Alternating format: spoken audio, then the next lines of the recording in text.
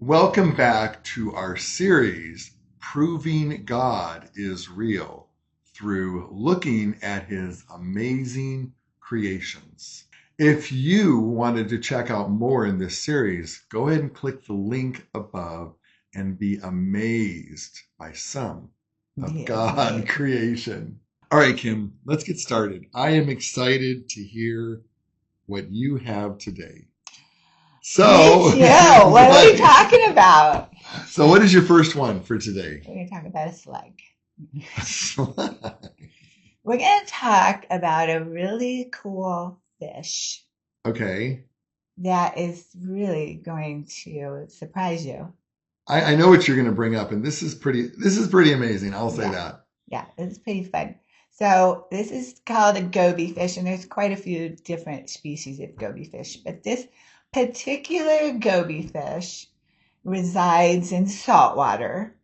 Okay. But for it to be able to spawn, similar to salmon, they have to That's be a good point. In fresh water. Okay. However, here's the trick. Okay. I'm excited. I know. A lot of these fish, I shouldn't say that. These particular goby fish have to, they reside in like Hawaii, the Philippines, real tropical weather. All right. So in order for them to get to fresh water, a lot of times they have to get up a waterfall. Now we're not talking like a little creek waterfall. We're talking like in the Philippines in particular. It's like a 450-foot waterfall. So how's this little fish, it's pretty small. Okay. How's it, I think it's like 67 inches maybe. How's it going to get up this huge waterfall? It's not a trickle, it's a waterfall. Okay. Now, at first people might say, well, it flies, but flying fish don't really fly. Right. I mean, in the ocean, they jump and it looks like they're flying, but they go back into the water. Yeah. I mean, this fish doesn't go from this lake or this pond of a pool of salt water and go up into the waterfall and then go up into the fresh water, right? Yeah. So, Kim, how does it do it? How does God make it do it? This is how cool God is. Okay. So these fish actually have a suction cup on their belly. So that, and they will also use their mouth as a suction cup too to cling onto rock. But this belly suction cup gets them up the waterfall. I mean, now what's funny is that a lot of times when you read about this fish, evolutionists think that it's been two fins on their belly that I guess evolved and fused together to make a suction cup. Okay. But what's your question about that, right? Well, I mean, my response to that is that if the only way that they can continue a species and continue the survival of their species, I mean, evolutionist theories say this takes a very long time to happen, they wouldn't be able to spawn. And they would, the goby fish would die. They'd be extinct. Yeah. Before they figured out how to make a suction cup. Right. Well, yeah. I mean, yeah. I mean, So that kind of, to me, disproves the evolutionist theories because they wouldn't survive. As we were talking about this fish, I had a thought that a lot of these evolutionists, that they have theories. And to me, they really don't have proof. They say, well, back in such and such a time that this, formed into this, that formed into this, that formed into this, and this is what we have today. Well, there's no pictures of the fish with fins. Evolving. Yeah, I mean, there's no caveman pictures. There's no pictures. A photograph of this fish with fins. With two fins and say, hey, maybe fuse a little bit. Right, and fuse a little more. And so to me, I would believe evolution more if you could provide me with really solid, instead of a theory. I get theories. Everybody's got a theory. But if they could provide for me a little more hard evidence, like, okay, so 500 years ago, which isn't, whatever that long ago, whatever they believe, here's a picture of scientists found of a fish that had fins. Right. And then the same Goby fish, because they should know the type of fish it is, Right. and here is today. So that's why I just have a hard time. There's no really concrete proof. There's just theories. And that's why we prove that God is real. Yeah. I mean, God knew. How cool is it that he created this animal?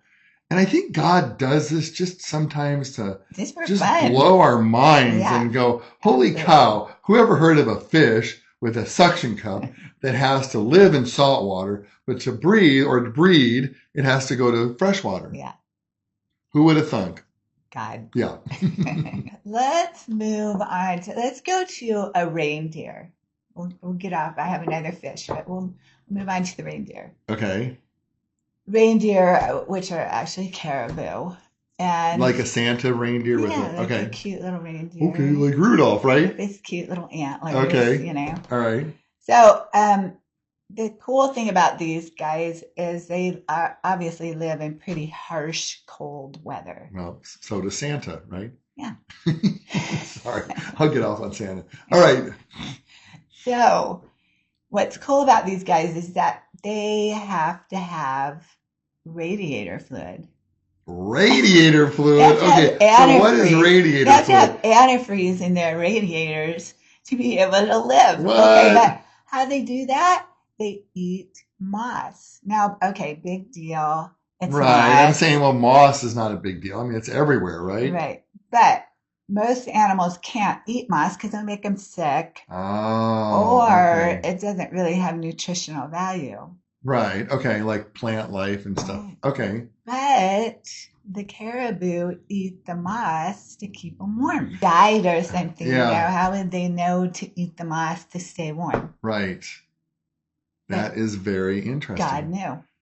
You need to eat moss so you can have antifreeze. All right. So far, the Goby fish is I like the Goby fish. You're He's dazzled, really cool. right? He's like a superhero. He climbs walls. He's like Spider-Man, right? But, do you have something to really blow my mind to say that can only be God? All right. Not evolution. If we want to talk about superheroes, I want a superhero how about creation. Superman? Okay. And I will give you an example of a crustacean that can move at the speed of a bullet. Okay, now you're talking like a little shrimp thing, right? A crustacean? This is a little shrimp. Okay. He's 5 inches. Oh, he's got to be cute if he's only 5 inches. Fast as a .22 caliber bullet. Really? And he packs a punch hard enough to break an aquarium glass. Really? Mm-hmm. This is a Peacock Mantis shrimp. Really? Yeah. Okay. And when he goes, what he does is he has a club, like a club foot, I guess. Okay. But it's called a club. Okay. And they use this to break open their shells of the food that they want to eat. So a clam shell or a crab shell or whatever. So he can go as fast as a .22 caliber bullet. That's pretty fast. And he can pack the punch hard enough to break glass. This club has like 3 layers. Really? So God has made this club. The top layer is like made of minerals, and then there's an inside layer that's made of chitin, and then there's an outside layer, and even more inner layer that has chitin. Chitin? It's called chitin. Chitin, okay. Chitin minerals. Oh, minerals. Okay, got it. And so this club is hard enough to break the shells of the... Hey, Johnny, look at my little aquarium. I have this nice little aquarium. And, oh, look at that little shrimp. And you look at it, and the whole, the aquarium goes out. It's like... What's interesting, too, about this is that the armor of this club, they're trying to remake that and use it for soldiers' arm. But when you just... Go ahead. Yeah. No, I was just thought, it's so cool. It's like, so scientists find these animals. And there was another animal we're going to talk about in the future video that really is the superhero of all animals. It's just amazing. But scientists are smart. Right. I mean, our technology, and I think we have some of the smartest people ever on the planet right now. And they can't replicate what God created. I mean, they can't duplicate it. Yeah. And with this one thing we're going to talk about, it blows the scientist's mind that Right. that they can't kill this creature. Right. I mean, it just shows you that. Spoiler alert! Spoiler alert! You'll have to come back for another video. It's a really cool animal. We It's might do a cool it. animal. We'll do it next but video. it's true. A lot of scientists try to replicate what God has made for nature. They can't do it. Like I said, they want to use this for soldiers' armor, and they're trying to replicate it. And they just can't. To because God made it. So here is an interesting fact for you guys to think about. Okay, food for thought. Evolutionists' theory is that dinosaurs are millions of years old. Right. And they need this theory because it supports the evolutionist theory. I hate to say theory again, but you know, it takes millions of years or lots of time for this animal to come to this and this to come to this and this to come to this and what we have today. But what's really interesting is they're finding out that dinosaurs are, what'd you research? How old are they? What? 6 to 8 thousand years old, not millions. Not millions. Yeah. And so when I heard this, when Kim was telling me about this, I'm like, oh, okay, so, you know, kind of how do they know this? So how do, scientists know this? That, so again, without, give me some hard proof. Give me some facts instead of a theory. So what is your fact to support this? Well, I think dinosaurs have always been a question for our Christians' minds because it's not in the Bible. However, we'll get back to that point in a minute. But I think, the scientists find fossils. Right. And that's why they give them a million years old. A time date as a million years old is because of the fossils. Mm-hmm. So one of the amazing facts, because, I even kind of question it because everybody talks about dinosaurs right. I mean, it's like, okay. Ago, blah, blah, blah. But what scientists have found is that in the fossils that they find in the dinosaurs, okay, there is a C14, which is a carbon-14, which is how they measure time for organic material. Okay. It has a half-life of 5,700 some odd years. A half-life. So now a half-life is like, it starts to diminish right at a certain point of time. Right. So if it's 100%, a half-life would be 50%, and then it just keeps on going down until it's gone. Until it's gone. It's just gone. You can't trace it. So what they find with this C14 is that if it was that fossil, if it was older than 100,000 years, 100,000 years is max, it would not be there. They wouldn't be able to find it. Okay, they couldn't trace the C. Right. The C14 wouldn't even be in the bone. It wouldn't even be in there. Oh, I got it. Okay, all right. Be in there. All right. So that's how they know that the dinosaurs are not a million years old. It's a lot less than that. A whole lot less. That's why interesting. They say about 6,000 to 8,000 years is when the dinosaurs lived. Okay. And back to the Bible. Yeah, this is really interesting because a lot of Christians say, well, where do the dinosaurs fit in the Bible? Right.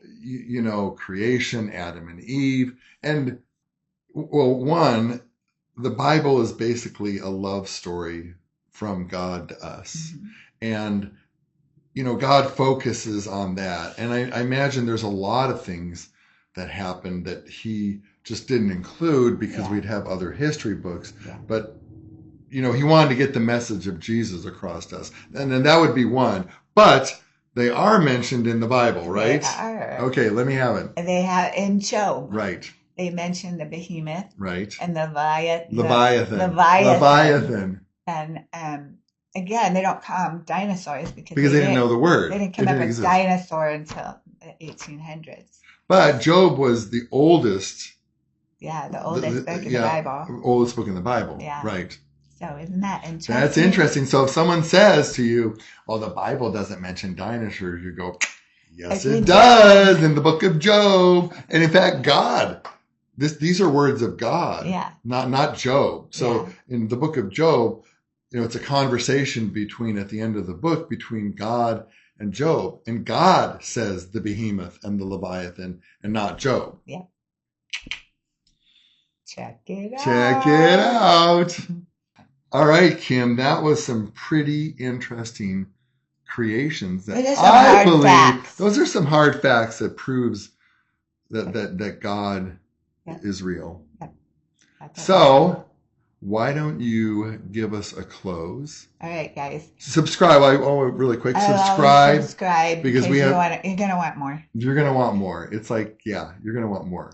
Like our little spoiler alert. Wait till this next video. It's pretty fun. It's pretty cool. We just have this whole book full of these exciting little all kinds of stuff. Yeah. The earth to the moon to God's little creatures, all of God's creation, and it's pretty exciting stuff. It is. So we hope you guys enjoyed this one, and we will see you in the next one. Have a blessed day. Bye.